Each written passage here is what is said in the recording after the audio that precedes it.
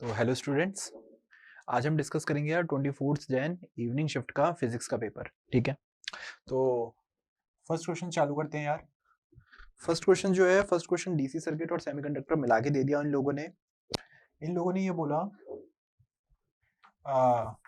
First question का जो code है मेरे बच्चा, लास्ट का कोड जो है वो 49 है। लास्ट के दो नंबर देख लेंगे कोड, ठीक है। 49 नंबर कोड है। तो उन्होंने ये बोला कि इस पॉइंट का पोटेंशियल 5 वोल्ट है,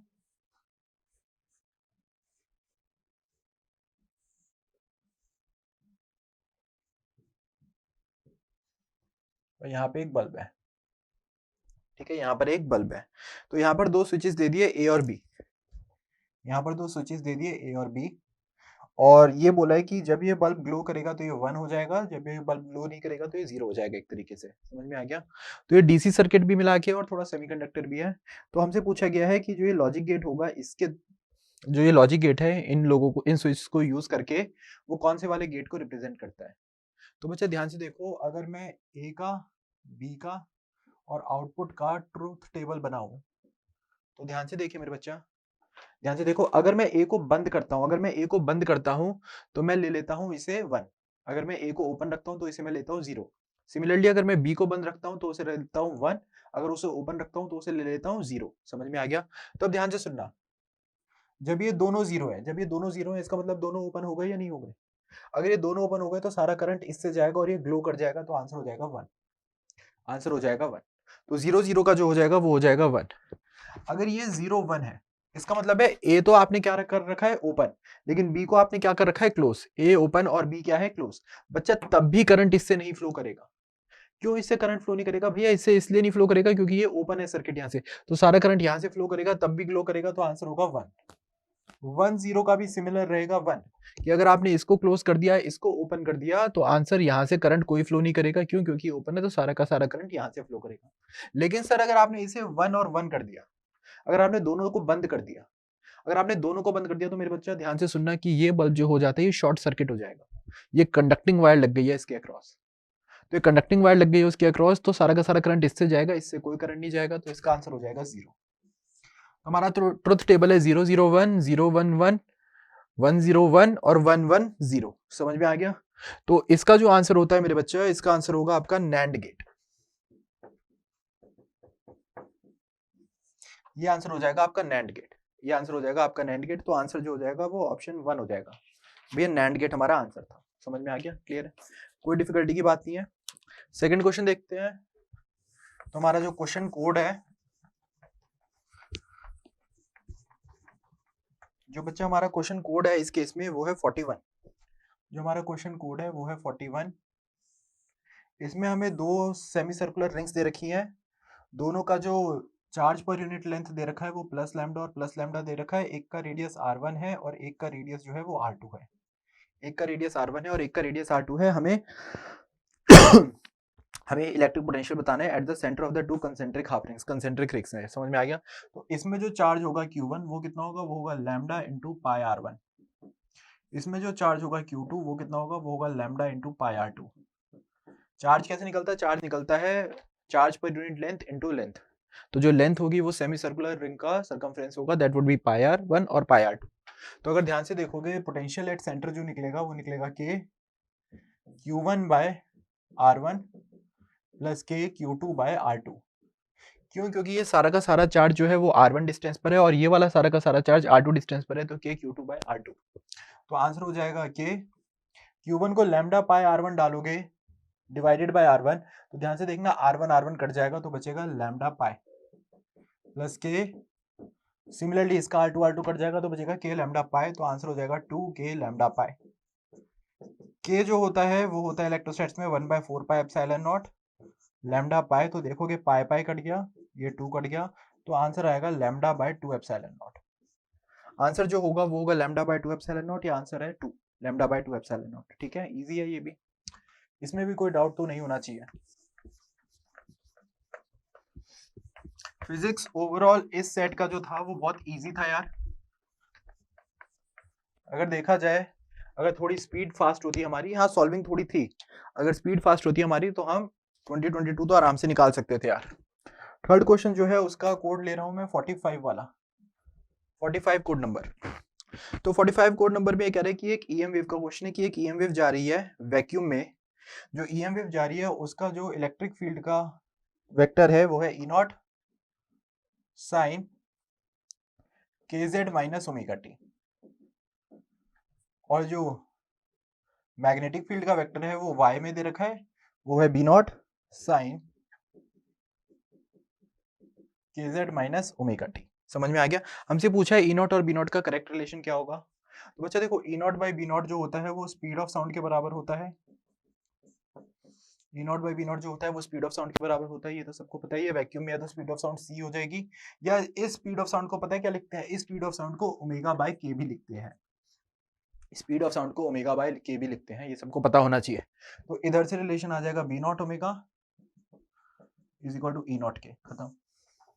B not omega is equal to E not K. तो आंसर जो हो जाएगा मेरे बच्चा थर्ड पार्ट हो जाएगा इसका आंसर जो था वो थर्ड पार्ट था। ये मेरे ख्याल से अगर आपको ये रिलेशन पता होता तो 5 सेकंड का 10 सेकंड का ये क्वेश्चन था। क्लियर है? वेरी गुड, ये हो जाना चाहिए था। अगला जो क्वेश्चन है उसका कोड है मेरे बच्चे 40। अगला जो क्वेश्चन है उसका कोड नंबर है 40। बच्चे ये एक कम्युनिकेशन सिस्टम का क्वेश्चन है, ये फैक्ट बेस्ड क्वेश्चन है, तो मैं आपको डायरेक्टली बता रहा हूँ, ये आपको पता होना चाहिए अगर आपने देखा होगा। तो एएम ब्रॉडकास्ट जो होता है ना बच्चा, एएम ब्रॉडकास्ट जो होता है, जो उसकी फ्रीक्वेंसी होती है वो होती है 540 से 1600 के आसपास किलोहर्ट्ज के अराउंड, और जो एफएम होता है उसकी होती है 88 से लेकर 108 मेगाहर्ट्ज। अगर आपने गाड़ी में रेडियो देखा होगा 91 ये सब चलता रहता है ना, वो एफएम में आता है। तो उससे थोड़ा आइडिया लगा के आप लोग क्वेश्चन ये कर सकते थे कि भैया एफएम जब हम चलाते हैं तो हम 3.7 से 4.2 कुछ नहीं कर रहे होते, हम कर रहे होते हैं 91 98। तो उससे क्वेश्चन हो जाता मोस्टली। अगर आपको एफएम का भी पता होता उससे आप क्वेश्चन टिक तो कर सकते थे। समझ में आ रहा है? टेलीविजन का जो होता है वो 54 से 890 मेगाहर्ट्ज का होता है। इतना पता होता तो हमारा क्वेश्चन हो जाता। तो ये वाला क्वेश्चन हमारा फैक्ट बेस्ड था। आंसर जो है इसका फोर्थ पार्ट है कि एएम का 2 है, बी एफएम का 1 पार्ट है, टेलीविजन का जो है वो फोर्थ पार्ट था, और सैटेलाइट कम्युनिकेशन जो यूज होती है वो गीगाहर्ट्ज में यूज होती है 3.7 से 4.2 में। आपने देखा होगा सैटेलाइट वाले भी किसी इंग्लिश मूवी में ये दिखाते हैं कि सैटेलाइट फोन से बात कर रहे हैं, ये सब ठीक है ना? ठीक है, तो अब अगला क्वेश्चन जो हम लेंगे वो है 43 नंबर का। अगला क्वेश्चन जो हम लेंगे वो 43 नंबर का है। ये हमारा मॉडर्न फिजिक्स का क्वेश्चन है, बहुत इजी क्वेश्चन है। एक अल्फा पार्टिकल, एक प्रोटॉन और एक इलेक्ट्रॉन, तीनों की काइनेटिक एनर्जी सेम है। हमें बताना है कि उनकी डी ब्रॉगली वेवलेंथ किस रेशियो में है। तो पहली बात है, जो डी ब्रॉगली वेवलेंथ होती है वो h बाय mv के बराबर होती है, या h by under root 2 into mass into kinetic energy के बराबर होती है। या ध्यान से देखोगे लैम्डा जो हो गया वो अंडर रूट m के इनवर्सली प्रोपोर्शनल हो गया। 2 सबका सेम है, काइनेटिक एनर्जी सबकी सेम दे रखी है, तो इनवर्सली प्रोपोर्शनल टू मास के बराबर हो गया। अब अल्फा, प्रोटॉन और इलेक्ट्रॉन में अगर आप सोच पाओगे तो mass of alpha is greater than mass of proton is greater than mass of electron.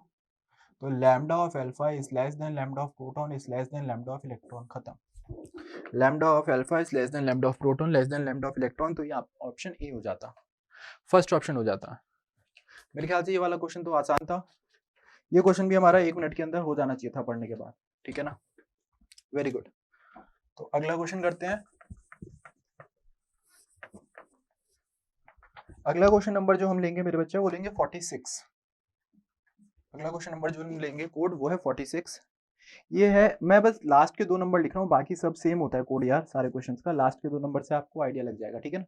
तो फिर a long solenoid is formed by winding 70 turns per centimetre. तो स्मॉल एन जो है वो 70 टर्न्स पर सेंटीमीटर है, या 70 इंटू 100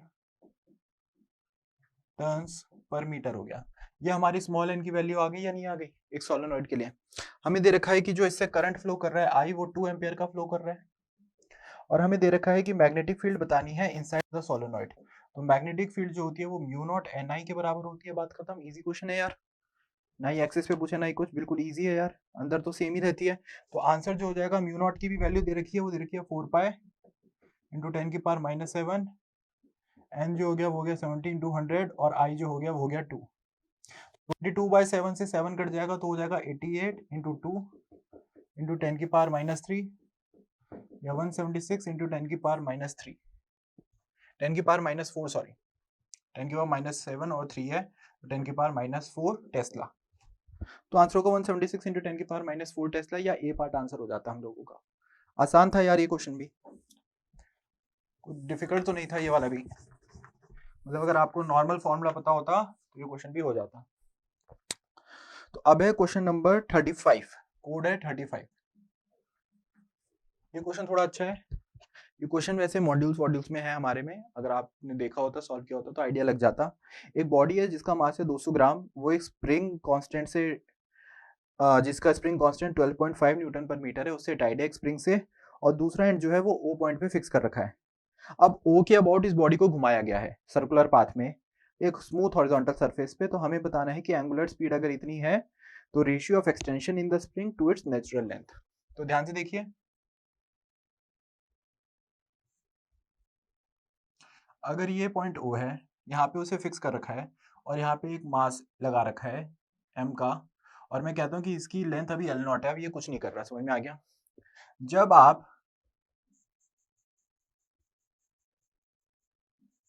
आप इसे घुमाओगे ओमेगा से, तो ये वाला ब्लॉक भी घूमेगा ओमेगा से, तो इसे सेंट्रीपिटल एक्सेलरेशन चाहिए।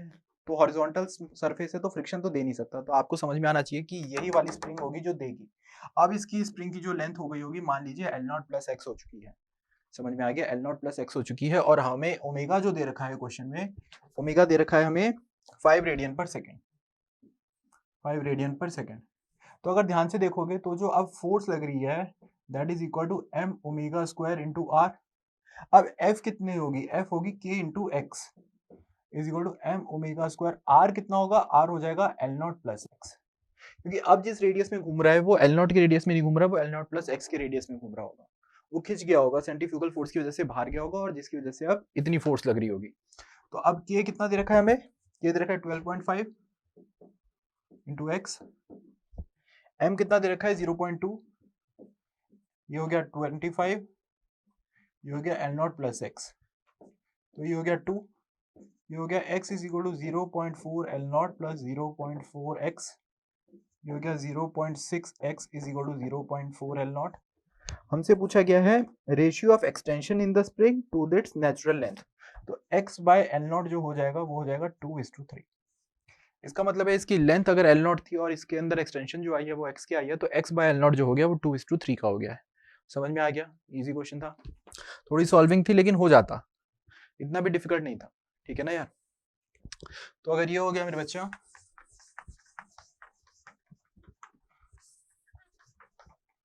तो अगले क्वेश्चन पे चलते हैं। उसका कोड जो है वो है हमारा 33।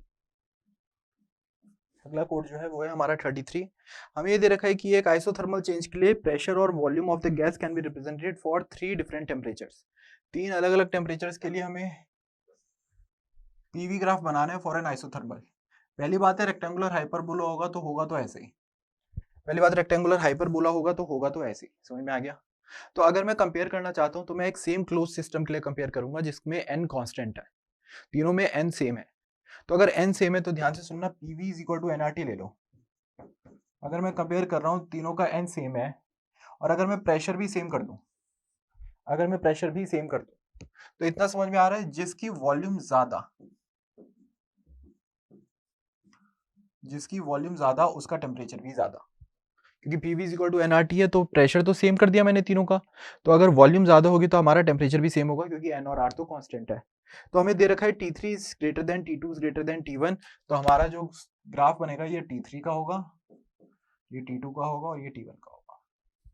सबसे ज्यादा टेम्परेचर जिसका होगा सबसे ज्यादा वॉल्यूम उसी की होगी, for same number of moles या same close system and for same pressure. आसान था। जो ये स्ट्रेट लाइन दे रखी है वो तो होती नहीं है, पहली बात तो वही खत्म हो गया। तो आंसर जो था हमारा 1 और 3 में कंपेयर हो रहा था, तो आंसर जो हो जाएगा वो 1 हो जाएगा, इसका आंसर जो हो जाएगा वो 1 हो जाएगा। समझ में आ गया, वेरी गुड, इजी क्वेश्चन था ये भी यार। तो अब अगला क्वेश्चन करते हैं। अगले क्वेश्चन का जो कोड है हमारे पास वो है 36।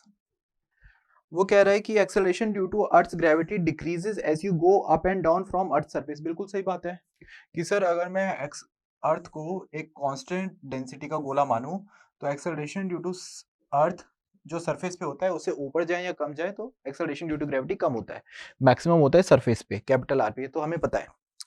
अगला कह रहा है acceleration due to gravity is same as height h and depth d from earth surface if h is equal to d। नहीं, गलत बात है यार, सेम रिलेशन फॉलो नहीं होता है।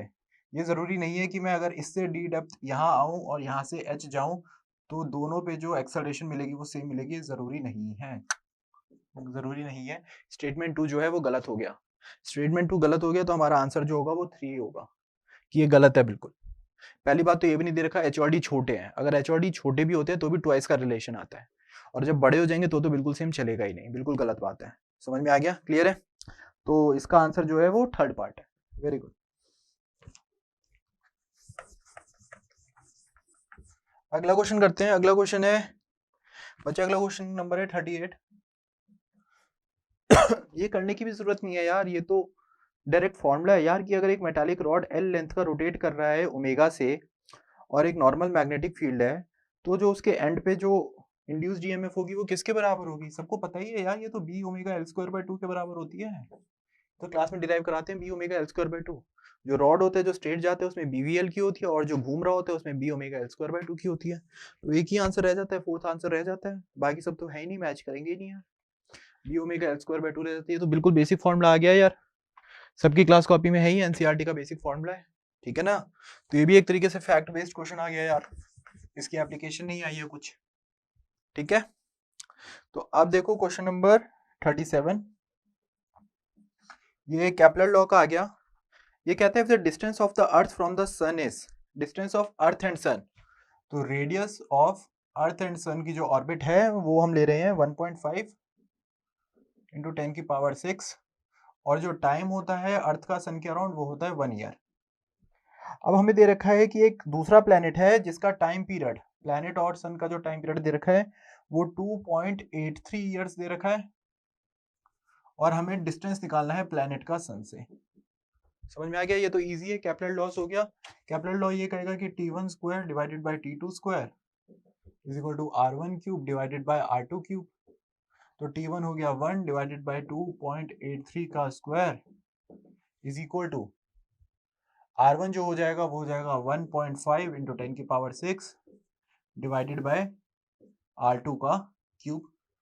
तो बच्चा आप ध्यान से देखना, r2 का क्यूब जो आता है ना वो आता है r1 क्यूब 1.5 इंटू 10 की पावर 6 का क्यूब, और ये आप निकालोगे ना 2.83 का क्यूब स्क्वायर, तो ये अप्रोक्सीमेटली 3 का स्क्वायर जो होता है वो 9 होता है, तो 2.83 का स्क्वायर जो था वो अप्रोक्सीमेटली 8 आ गया था। उन्होंने दे नहीं रखा था, आप कर सकते हो अप्रोक्सीमेट यही आएगा। तो अब अगर दोनों साइड 1 की पावर 3 ले लो 1/3 पावर में, तो R2 जो आ जाएगा वो आ जाएगा 1.5 इंटू 10 की पावर 6 इंटू 2, यहाँ आंसर आ जाएगा 3 इंटू 10 की पावर 6 किलोमीटर। तो आंसर जो था वो 2 पार्ट था, आंसर जो था वो 2 था, 3 इंटू 10 की पावर 6 था आंसर। समझ में आ गया? थोड़ा सा बस ये था कि कुछ लोग इसको सॉल्विंग में लग गए होंगे, हमें वो सॉल्व नहीं करना था, हमें सिर्फ ये देखना था कि भैया इसका अप्रोक्सीमेट हम इसे 8 लिख पाते तो हमारा डायरेक्टली आंसर आ जाता। पूरा सॉल्व करने बैठ गए होगे तो फिर लोचा हो गया होगा। ये भी सिखाते हैं यार कि मेंस में अपने को टाइम बचाना है, ठीक है ना?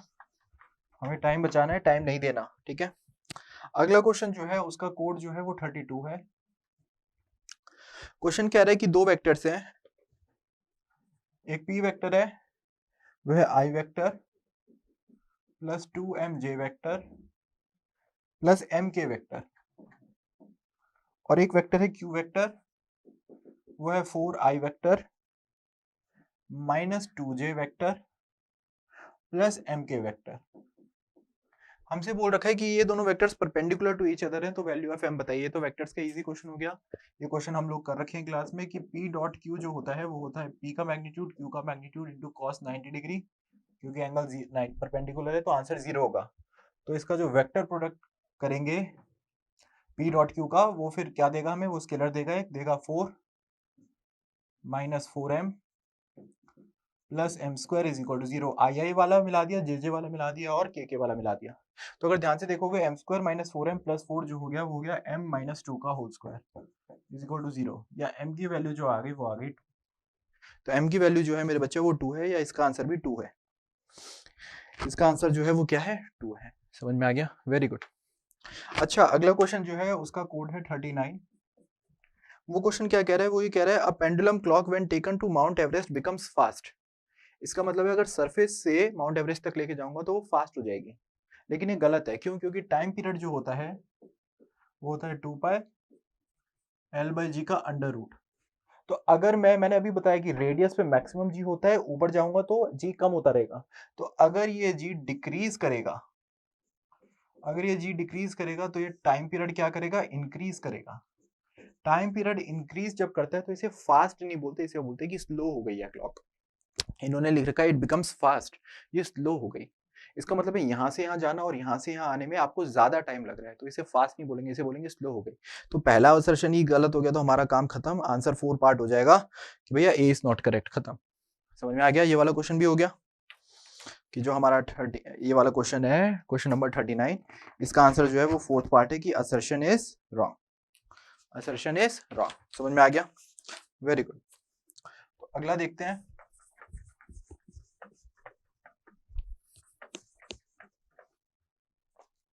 अगला है कोड नंबर 34। अगला है code number 34। Code number 34 kinematics का है। हमें वेलोसिटी टाइम ग्राफ दे रखा था, हमें वेलोसिटी टाइम ग्राफ दे रखा था। हमें बोल रहा था कि 2 सेकंड तक इसकी वेलोसिटी जो है वो 8 है, फिर अचानक से इसकी वेलोसिटी जो हो गई है वो -4 हो गई है। कितने सेकंड के लिए? 4 के लिए। फिर 4 से लेके 8 तक कितनी रहती है? ये रहती है 4।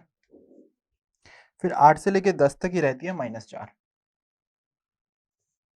8 से लेके 10 तक ये रहती है -4।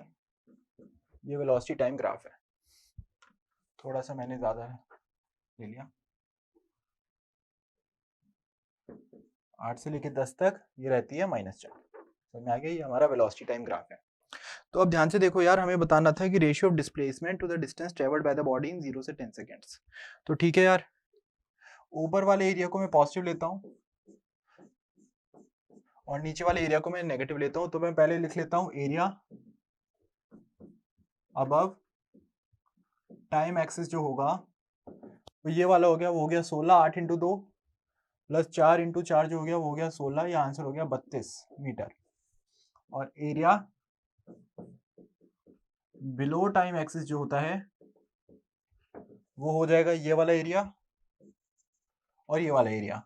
वो हो गया 2 इंटू -4, वो हो गया -8, -2 इंटू -4 -8। ये आंसर हो जाएगा -16। आंसर हो जाएगा -16। समझ में आ गया? तो बच्चे जब भी डिस्टेंस कैलकुलेट करते हैं तो दोनों एरिया को पॉजिटिव लेकर ऐड करा जाता है। तो जो हमारा डिस्टेंस हो जाएगा, डिस्टेंस कवर्ड हो जाएगा 32 प्लस 16। यह आंसर हो जाएगा 48 मीटर्स। और अगर जब भी डिस्प्लेसमेंट कवर्ड लेते हैं तो दोनों एरियाज को डायरेक्टली ऐड कर देते हैं पॉजिटिव नेगेटिव साइन के साथ। तो 32 माइनस 16 कितना हो जाएगा? 16 मीटर हो जाएगा। तो अब मैं क्या कह सकता हूँ, मेरे ratio of displacement to distance बताना है तो 16/48 आंसर हो जाएगा 1:3। या आंसर है थर्ड पार्ट, आंसर है थर्ड पार्ट, आंसर हो जाएगा थर्ड पार्ट, आंसर हो जाएगा 1:3 का रेशियो। समझ में आ गया? वेरी गुड, इजी था ये भी। जो हमारा 44 नंबर का क्वेश्चन है, ये मैंने आप लोगों को ऑप्टिकल इंस्ट्रूमेंट्स में भी कराया था कि देखो यार, जब भी एक लेंस से पास होती है लाइट तो हम लोग जो लेते हैं, हम व्हाइट लाइट नहीं लेते, हम मोनोक्रोमेटिक लेते हैं, तो हमें पता नहीं चलता रे ऑप्टिक्स में। लेकिन जब भी एक व्हाइट लाइट आएगी तो मेरे बच्चा वो 7 कलर्स में डिवाइड हो जाएगी। अलग अलग लाइट अलग अलग फोकस पे जाके पॉइंट करेगी। क्यों पॉइंट करेगी? क्योंकि हर लाइट के म्यू जो होता है वो उसके लैम्डा पे डिपेंड करता है हर ग्लास के लिए। तो ये जो ग्लास है इसका म्यू सारी लाइट्स के लिए सेम नहीं होगा, तो सेपरेट हो जाएंगी और अलग अलग पॉइंट पे जाके अलग अलग लाइट क्या करेंगी? कन्वर्ज करेंगी। समझ में आ रहा है? तो इस चीज को क्या बोला जाता है? इसे बोला जाता है क्रोमैटिक एब्रेशन, कि कलर जो है वो अलग अलग पॉइंट्स पे जाके कन्वर्ज करते हैं। तो क्वेश्चन यही है, when a bite of beam light is allowed to pass through the convex lens parallel to principal axis, the different colours of light converge at different points on the principal axis, this is called, इसे बोलते हैं chromatic abrasion. इसे बोला जाता है chromatic abrasion. इसका answer था 2। समझ में आ गया? कर रखा है यार हमने ये सब, तो ठीक है ना।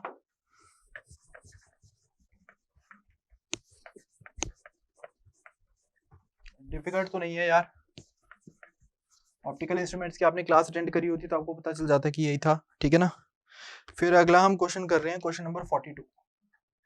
क्वेश्चन नंबर 42 मॉडर्न फिजिक्स का फिर से आ गया। क्वेश्चन कह रहा है photon is emitted in transition from n is equal to 4 to n is equal to 1 level in hydrogen atom.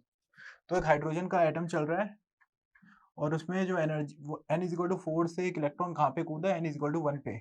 तो जो एनर्जी रिलीज हुई होगी that would be equal to 13.6 into 1 minus 1/16 या 13.6 इंटू 15/16 या ये आंसर मैं बता देता हूँ 12.75 निकल के आएगा, 12.75 EV।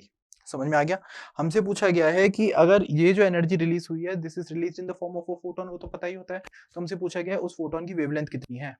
तो बच्चे इसमें 12400 डिवाइडेड बाय वो मत लगा देना, क्यों, क्योंकि क्वेश्चन में अगर आप ध्यान से देखोगे तो उन्होंने h की वैल्यू दे रखी है। तो हमें नॉर्मल फॉर्मूला लगाना पड़ेगा कि जो ये एनर्जी है that is equal to hc by lambda. तो 12.75 इज इक्वल टू h की वैल्यू दे रखी है 4 इंटू 10 की पावर माइनस 15, c की वैल्यू हो जाएगी 3 इंटू 10 की power 8 divided by lambda, divided by lambda. समझ में आया या नहीं आया। और ये जो आंसर आएगा ये मीटर्स में आएगा, ये जो आंसर आएगा मीटर्स में आएगा। इसको आप सॉल्व कर लेना, ये होता है 12 डिवाइडेड बाय 12.75, ये 0.94 आ जाता है कुछ, इंटू 10 की पावर माइनस 7। तो जब आंसर देखोगे तो आंसर आएगा 94.1 नैनोमीटर्स। अपने आप कैलकुलेट कर लेना। बस इसमें यही एक फंडा है कि आप 12400 डिवाइडेड बाय एनर्जी मत डालना। अगर 12400 डिवाइडेड बाय एनर्जी डालोगे तो हो सकता है थोड़ा सा चेंज आ जाए, लेकिन मेरे ख्याल से ज्यादा चेंज होगा नहीं। ठीक है, 94 का 99, हाँ एक है ऑप्शन पास, तो हो सकता है 99 टिक हो जाए। तो हमें h की वैल्यू दे रखी थी, तो h की वैल्यू हमें ये डालनी थी, 6.6 नहीं डालनी थी। समझ में आ रहा है। ये कभी कभार क्वेश्चन में जो चेंज कर देते हैं यार, तो इसका ध्यान रखना होता है हमें। क्लियर है। बाकी तो कोई डिफिकल्ट नहीं था कि ज्यादा कुछ फंडा लगा रखा है इन्होंने, ऐसा कुछ नहीं था। ठीक है ना।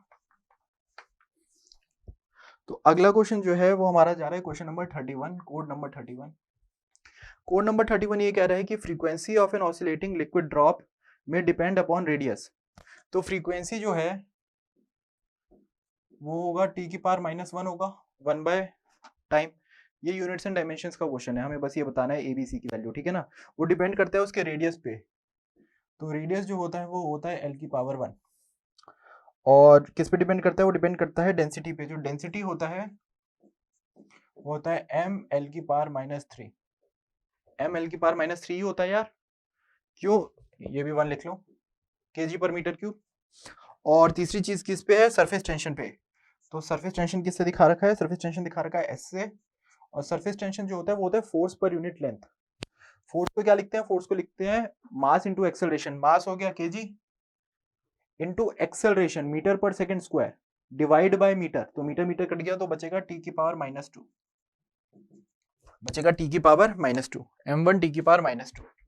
हमें ये दे रखा है कि जो फ्रीक्वेंसी है वो डिपेंड कर रही है रेडियस पे। कैसे, रेडियस का पावर a, डेंसिटी की पावर b और सरफेस टेंशन की पावर c।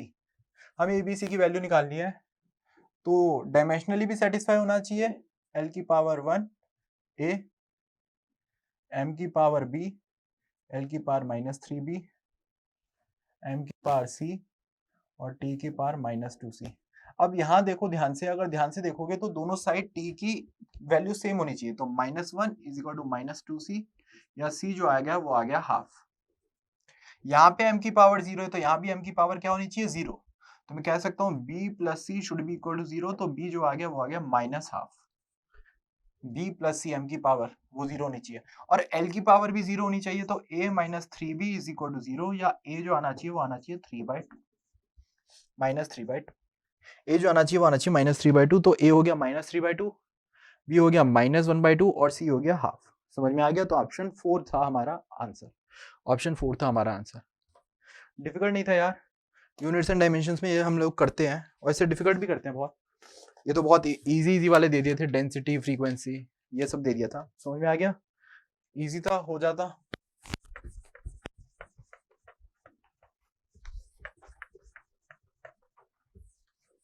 ठीक है, अब हम करेंगे question number 50। Question number 50, question number 50 ये कह रहा है कि gamma 1 be the ratio of molar specific heat at constant pressure and molar specific heat at constant volume of monoatomic gas. तो गामा 1 जो है वो मोनोएटॉमिक गैस का है तो वो 5/3 हो गया, और गामा 2 डायटोमिक गैस का दे रखा है तो वो हो जाएगा 7/5। ये तो प्रॉपर्टी ऑफ गैस होती है, प्रॉपर्टी ऑफ गैस होती है। और हमें रिजिड रोटेटर दे रखा है, रिजिड रोटेटर का ये मतलब होता है कि वो वाइब्रेट नहीं कर रहा, तो ये 5 और 7 ही रहेगा। अगर वो रिजिड रोटेटर नहीं होता, वो वाइब्रेट भी कर रहा होता तो 9/7 हो जाता। तो हमसे पूछा है गामा 1 बाय गामा 2 बता दीजिए, तो आंसर आ गया 5/3 डिवाइडेड बाय 7/5 या 25/25। आंसर जो है वो फोर्थ पार्ट है, आंसर जो है वो फोर्थ पार्ट है। आसान है यार, ये तो डिफिकल्ट नहीं है, ठीक है। उसके बाद क्वेश्चन नंबर 47 देख लेते हैं।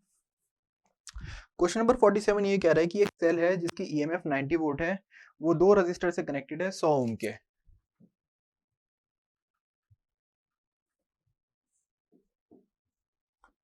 तो ये 90 है, ये 100 है और ये 100 है, और एक वोल्ट मीटर जिसकी रेजिस्टेंस 400 है वो कनेक्ट किया गया है यूं, ये 400 का है।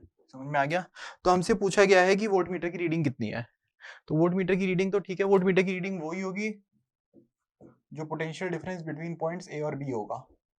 तो पहले इन दोनों को सॉल्व कर लो, 400 और 100 को। 400 और 100 का अगर इक्विवेलेंट निकालूंगा तो आंसर आएगा 400 इंटू 100 डिवाइडेड बाय 500, यह आंसर आ जाएगा 80। या मैं इस सर्किट को अगर सॉल्व करूं तो ये होगा 80, ये होगा 100 और ये होगा 90। समझ में आ रहा है। तो जो करंट फ्लो करेगा, करंट जो फ्लो करेगा वो करेगा हाफ एम्पेयर का, क्योंकि सीरीज में लग गए 80 प्लस 100 कितना हो गया 180, 90/180 कितना हो गया हाफ, हाफ का फ्लो करेगा। तो इसके अक्रॉस जो पोटेंशियल डिफरेंस होगा वो होगा 40 वोल्ट। तो इसके अक्रॉस भी जो पोटेंशियल डिफरेंस होगा वो 40 वोल्ट होगा, या आंसर जो शो करेगा वो 40 वोल्ट शो करेगा। तो वोल्ट मीटर जो रीडिंग देगा वो 40 वोल्ट की देगा। एक ही वोल्ट मीटर कनेक्टेड है यार, कभी इसके अक्रॉस भी लगा दो या इसके अक्रॉस भी लगा दो, कभी कहीं भी लगा दो, जो उसकी रीडिंग होगी 40 वोल्ट ही रहेगी, वो चेंज नहीं करेगी। तो हमें ये दे रखा है कि किसी के अक्रॉस भी लगा दो तो आंसर क्या रहेगा 40 वोल्ट ही रहेगा। क्लियर है, वेरी गुड। फिर हम अगला क्वेश्चन देखते हैं यार।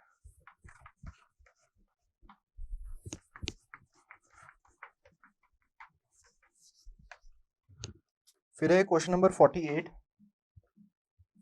क्वेश्चन नंबर 48 ये कह रहा है कि steel is used in the construction of buildings and bridges. बिल्कुल स्टील यूज होता है, और जो स्टील है वो मोर इलास्टिक है, उसकी इलास्टिक लिमिट हाई है। तो वेरी गुड, बिल्कुल स्टील इसलिए यूज होता है क्योंकि उसकी इलास्टिक लिमिट हाई है। इलास्टिक का क्या मतलब होता है कि वो अपने ओरिजिनल शेप को रीगेन करने की कोशिश करता है, या डिफॉर्मेशन कम आता है, तो इसीलिए हम क्या करते हैं स्टील यूज करते हैं। ये रीजन भी करेक्ट है, असर्शन भी करेक्ट है, और ये उसका करेक्ट एक्सप्लेनेशन भी है। तो आंसर होगा both A and R are correct, and R is the correct explanation of A. या आंसर होगा फोर्थ पार्ट। समझ में आ रहा है, ये क्लास में करवाते भी है। क्लियर है, वेरी गुड। तो ये तो हो जाता हम लोगों से, इसमें करने की तो कोई जरूरत है नहीं। फिर है 58 नंबर। फिर है 58 नंबर। 58 कह रहा है अ convex lens of refractive index 1.5 and focal length 18 in air is immersed in water, change in focal length कितनी होगी। तो जब वो एयर में था तो उसकी फोकल लेंथ थी 18, रिफ्रैक्टिव इंडेक्स है 1.5 माइनस 1 इंटू कॉन्स्टेंट, कॉन्स्टेंट होगा 1/r1 minus 1/r2।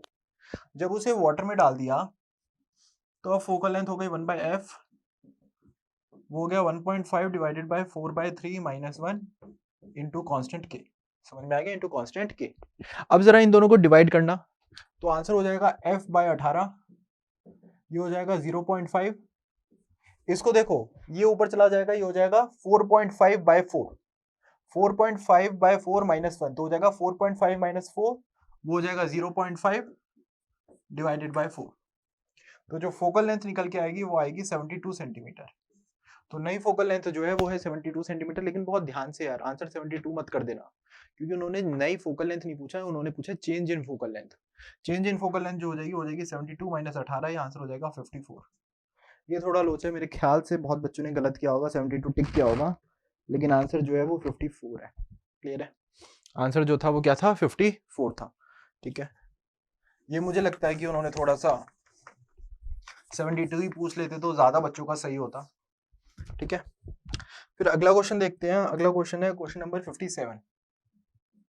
Question number 57, a single turn current loop in the shape of a right angle triangle with 5, 12 और 13 centimetre is carrying a current 2 ampere.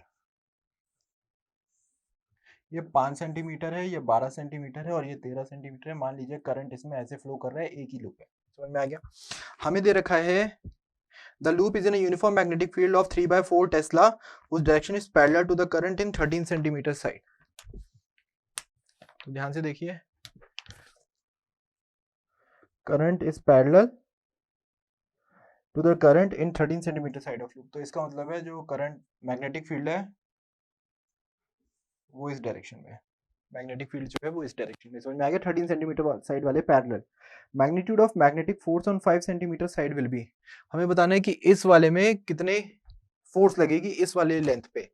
तो ये जो है ये इस direction में है और ये जो है वो इस डायरेक्शन में है। समझ में आ गया? हमें मैग्नीट्यूड बताना है। मैग्नीट्यूड मतलब पॉजिटिव होगा या नेगेटिव, हमें पॉजिटिव ही बताना है।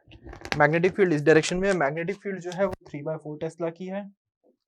इसकी जो लेंथ है वो है 5/100 सेंटीमीटर और जो करंट कैरी हो रहा है वो है 2 एम्पेयर। करंट जो है वो है 2 एम्पेयर। तो यार जो फोर्स लगती है वो लगती है I L क्रॉस B, पता ही होगा, I L B sine theta.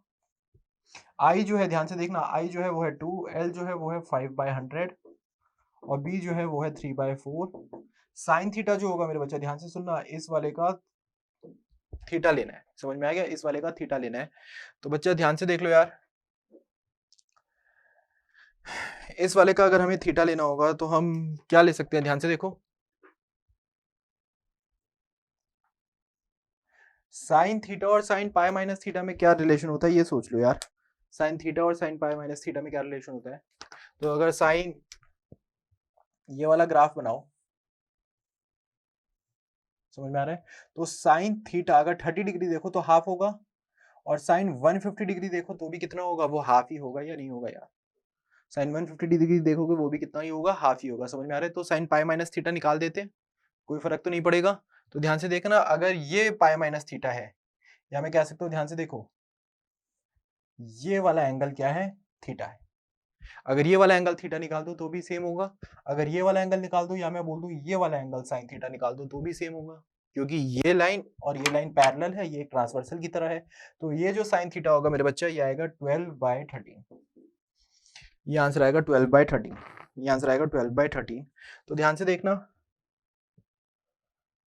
तो क्या कर सकते हैं, ये हो गया 3, ठीक है, तो ये हो गया 9 इंटू, हमें किसके टर्म्स में बताना है? हमें बताना है x/130। तो 130 अलग कर दो, पहले 1/130 अलग कर दो, तो यहाँ बचा 10, 10 से 10 कट गया तो आंसर बचेगा 9 इंटू न्यूटन, 9 न्यूटन, 9/130 न्यूटन, तो आंसर होगा 9। देखो ना, ये 10 जो है ये 5 इंटू 2 से कट जाएगा तो यहाँ पे सिर्फ 9 बचेगा, तो आंसर होगा 9/130 न्यूटन। तो समझ में आ रहा है कि हमारा थीटा ये था, लेकिन हम साइन थीटा को साइन पाई माइनस थीटा लिख सकते थे, साइन पाई माइनस थीटा। तो इसका मतलब है ये वाली लाइन जो पैरेलल है इससे ये वाला एंगल बता दो, ये वाला एंगल बता दो या ये वाला एंगल बता दो, तो साइन थीटा जो हो जाएगा वो 12/13 हो जाएगा ट्रायंगल से। समझ में आ गया? क्लियर है? ये क्वेश्चन हो जाता।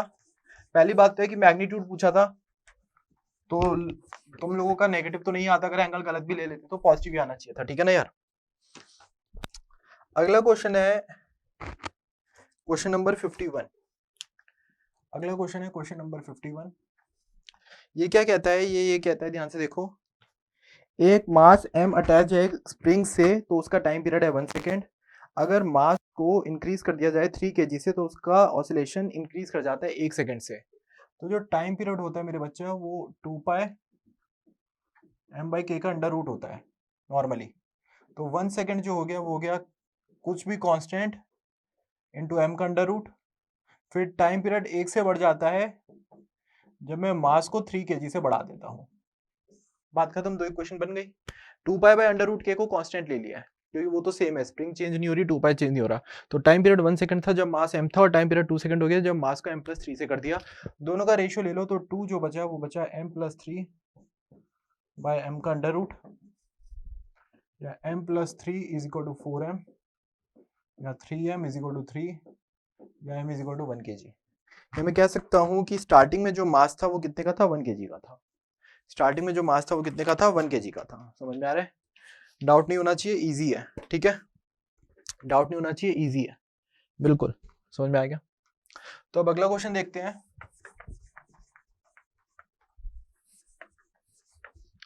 अगला क्वेश्चन नंबर है 60। अगला क्वेश्चन नंबर है 60।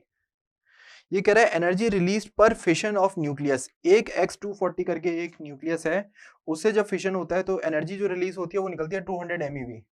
तो वन फिजन से जो एनर्जी निकल रही है वो निकल रही है 200 MeV। बिल्कुल ठीक है। हमसे पूछा गया है कि जब 120 ग्राम में जितने न्यूक्लियस है सब फिशन करते हैं तो कितनी एनर्जी निकलेगी। तो 120 ग्राम में नंबर ऑफ न्यूक्लियाई कितने हैं, पहले तो ये निकाल लो। नंबर ऑफ न्यूक्लियस जो होंगे वो होंगे 120 डिवाइडेड बाय 240 इंटू 6 इंटू 10 की पावर 23। एवोगैड्रो नंबर दे रखा है 6 इंटू 10 की पावर 23 और 240 ग्राम है उसका मॉलिक्यूलर वेट और 120 दे रखा है, तो आंसर हो गया 3 इंटू 10 की पावर 23। इतने नंबर ऑफ न्यूक्लियाई होंगे और सारे फ्यूजन कर दे। अगर सारे फ्यूजन कर दे मेरे बच्चा तो टोटल एनर्जी जो आएगी वो आएगी एक की एनर्जी इंटू कितने हो रहे हैं उनकी एनर्जी। आंसर किसके टर्म्स में, 10 की पावर 25 के टर्म्स में, तो आंसर हो जाएगा 6 इंटू 10 की पावर 25 MeV। ये तो यूनिटरी मेथड था यार, ये तो केमिस्ट्री का क्वेश्चन था थोड़ा कि आपको नंबर ऑफ न्यूक्लियर निकालने थे और एक की फिजन से 200 एनर्जी आ रही है तो इतने की से कितनी एनर्जी आएगी, बस ये निकालना था। आंसर था 6। कोई डाउट नहीं होना चाहिए यार, इजी क्वेश्चन था ये तो, समझ में आ रहा है, इजी क्वेश्चन था, हो जाना चाहिए था हम लोगों से। तो अगर ये क्वेश्चन हो गया तो हम चलते हैं क्वेश्चन नंबर 53 पे। क्वेश्चन नंबर 53 पे चलते हैं। क्वेश्चन नंबर 53 ये कह रहा है एक यूनिफॉर्म सॉलिड सिलेंडर है जिसका रेडियस आर है, लेंथ एल है और मोमेंट ऑफ इनर्शिया आई है about the axis of the cylinder. तो रेडियस कितना है, आर है, लेंथ है एल और इसके बाद इसका मोमेंट ऑफ इनर्शिया कितना है m1। अब इससे एक सिलेंडर काट लिया गया है जिसका रेडियस हो गया है r/2 और जिसकी लेंथ हो गई है l/2। रेडियस हो गया r/2, लेंथ हो गई है l/2 और जो इसका मोमेंट ऑफ इनर्शिया है वो है I2। तो हमसे बोला गया है I1/I2 का रेशियो बता दीजिए। समझ में आ गया। तो देखना I1 जो होगा वो होगा बड़ा वाला mass into r² divided by 2। अब मास को क्या लिखोगे, मास को लिखोगे डेंसिटी इंटू वॉल्यूम, वॉल्यूम हो जाएगी पाई r² L into r² divided by 2। अब I2 क्या होगा, I2 होगा इसका छोटा वाला मास m', इसका रेडियस है r/2 का स्क्वायर डिवाइडेड बाई 2। अब इसका मास क्या होगा, मास होगा सेम डेंसिटी इंटू इसकी वॉल्यूम पाई r/2 का square into l/2 into r/2 का स्क्वायर डिवाइडेड बाई 2। समझ में आ गया। तो अगर अब मैं I1/I2 करूंगा, तो मेरे बच्चे ध्यान से सुनना, d सबसे कट जाएगा, पाई सबसे कट जाएगा, r² L सबसे कट जाएगा, फिर से r² कट जाएगा और 2 कट जाएगा। अब यहाँ पे क्या क्या बचा, एक ये 1/4, एक ये 1/2 और एक ये 1/4, तो ये हो जाएगा 1/32 जो ऊपर जाके आंसर हो जाएगा 32/1। तो I1/I2 जो आएगा वो आएगा 1 डिवाइडेड बाय 1/32, ये आंसर आ जाएगा 32:1। तो रेशियो जो आएगा वो 32:1 का आएगा, या मैं कह सकता हूँ गिवन आंसर है 32। समझ में आ गया, 32 समझ में आ गया, आंसर जो होगा वो होगा 32। इजी था ये क्वेश्चन भी, समझ में आ रहा है। अब अगला देख लेते हैं यार।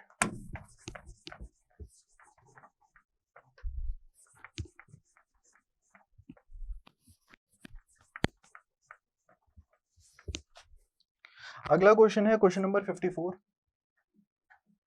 ये भी इजी था ही है। तो हमसे एनर्जी एंड मोमेंटम का ये क्वेश्चन हमसे पूछा जा रहा है कि जो फोर्स लग रही है वो लग रही है TI cap plus 3T² J cap, जो मास है वो है 1 kg, जो मास है वो है 1 kg। तो एक्सेलरेशन जो हो जाएगा वो हो जाएगा TI cap plus 3T² J cap, या मैं कह सकता हूँ Vx at any time dVx/dt जो हो जाएगा एनी टाइम वो t होगा, या Vx जो आएगा वो आएगा t dt का इंटीग्रेशन, और वो बिगिन टू मूव है तो स्टार्ट करता है 0 से किसी भी टाइम t तक, तो आंसर हो जाएगा t²/2। सिमिलरली अगर मैं dVy/dt करूं तो आंसर है 3t², तो Vy जो आएगा वो आएगा इंटीग्रेशन 3t² dt 0 से t, आंसर हो जाएगा t³। समझ में आ गया, आंसर हो जाएगा t³। आंसर जो हो जाएगा हमारा वो हो जाएगा t³। क्लियर है, कोई डाउट तो नहीं होना चाहिए। तो मैं कह सकता हूँ वेलोसिटी एट एनी टाइम जो हो जाएगा वो हो जाएगा t² / 2i cap plus t cube j cap. हमसे पूछा है कि पावर बतानी है जो ये फोर्स प्रोड्यूस कर रहा है time t is equal to 2 second पे। तो इंस्टेंटेनियस पावर, तो वेलोसिटी एट टाइम t2 जो हो जाएगी वो हो जाएगी 2i cap plus 8j cap. ध्यान से देख लो, वेलोसिटी एट 2 सेकंड जो हो जाएगी वो हो जाएगी 2i cap plus 8j cap, और फोर्स एट 2 इंस्टेंट जो हो जाएगी, फोर्स एट इंस्टेंट 2 जो हो जाएगी 2i cap plus 12j cap. तो जो इंस्टेंटेनियस पावर होती है वो होती है एफ डॉट वी। तो 2 इंटू 2 वो हो गया 4 प्लस 12 इंटू 8 वो हो गया 96, ये आंसर हो गया 100 वॉट्स। तो जो इंस्टेंटेनियस पावर ये फोर्स दे रही होगी time t is equal to 2 second पे उसी इंस्टेंट पे, तो आंसर होगा 100। आंसर हो जाएगा 100। समझ में आ गया, आंसर हो जाएगा 100। तो आंसर है 100, ज्यादा कुछ है नहीं, आंसर 100 है। तो आपको बस ये था कि आपको जो वेलोसिटी निकालनी थी वो 2 सेकंड की निकालनी थी, जो फोर्स निकालनी थी वो 2 सेकंड की निकालनी थी, और आपको एफ डॉट वी करना था बस। समझ में आ गया।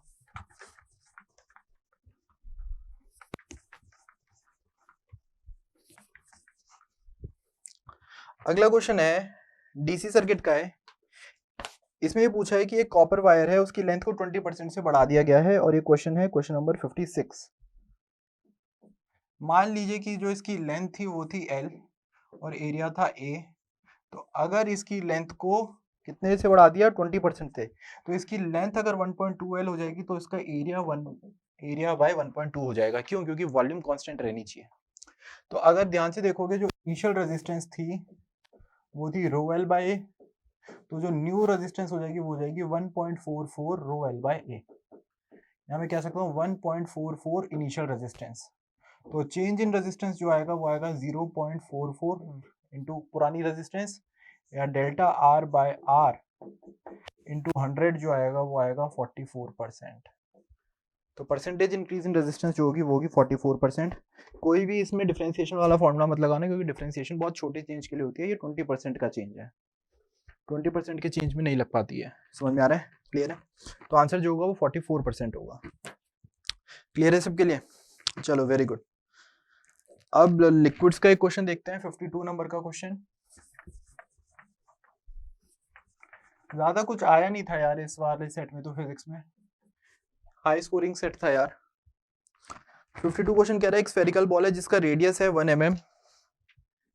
इसका जो रेडियस दे रखा है वो 10 की पावर -3 मीटर्स दे रखा है। हमें कह रखा है कि डेंसिटी जो है इसकी डी वो है 10.5 इंटू 10 की पावर 3, और हमें दे रखा है कि ये ग्लिसरीन में है जिसकी डेंसिटी इसका जो रो दे रखा है वो 1.5 इंटू 10 की पावर 3 दे रखा है, केजी पर मीटर क्यूब में ले लिया। हमसे पूछा है कि विस्कस फोर्स बतानी है इसमें जब ये कांस्टेंट वेलोसिटी अटेन कर लेता है। तो विस्कस फोर्स जो होगी, तो ध्यान से देखना, mg जो होगा वो buoyant force plus viscous force के बराबर होगा, या विस्कस फोर्स जो होगा वो mg माइनस बॉयंट फोर्स के बराबर होगा। तो मेरा मतलब है कोफिशिएंट ऑफ विस्कोसिटी का कोई काम नहीं है जो इन्होंने दे रखा है। 9.8 पॉइंट में डराने के लिए दे रखा है, कुछ नहीं है, उसका काम ही नहीं है। तो ये हो जाएगा d minus rho into 4/3 pi R cube into g. D minus rho हो जाएगा 9 इंटू 10 की पावर 3 4/3 पाई आर क्यूब हो जाएगा 10 की पावर -9 इंटू जी हो जाएगा 10। जी शायद 9.8 दे रखा है, जी हमें 9.8 दे रखा है, और पाई की वैल्यू भी दे रखी है 22/7। 9.8 7 से कट जाएगा, तो आंसर निकाल लेना। आंसर निकल के आएगा 3696 इंटू 10 की पावर -7। आंसर निकाल लेना, आंसर निकल के आएगा 3696 इंटू 10 की पावर -7। तो आंसर हो जाएगा 7, एक्स की वैल्यू 7 हो जाएगी। कुछ है ही नहीं यार, इसको सॉल्व करना है। आप समझ ही रहे हो, ये 10 हो जाएगा, ये कट जाएगा, ये 7 जब 49 होता है तो ये 14 से कट जाएगा, तो ये डायरेक्टली कट रहा है, और ये 3 इससे 9 से कट रहा है। तो समझ में आ रहा है, सब कुछ सिर्फ न्यूमरेटर में रहेगा, डिनोमिनेटर में कुछ था नहीं। न्यूमरेटर मल्टीप्लाई करोगे तो ये आएगा और वो फिर ये आ जाएगा। समझ में आ गया? कुछ है नहीं यार, इजी क्वेश्चन था। मतलब हाँ, ये था कि पॉइज देख के बच्चे डर गए होंगे कि पॉइज कन्वर्जन नहीं आता या हम नहीं कर पाएंगे, तो वो थोड़ा लोचा हो जाएगा, वरना इजी था। हमें तो स्टोक्स फोर्स निकालने को भी नहीं बोली है, बस ये बोला कि इन दोनों को सब्ट्रैक्ट कर दीजिए। समझ में आ रहा है? Very good.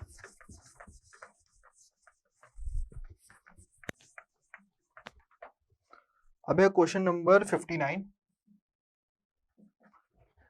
Question number 59 LR circuit आ गया।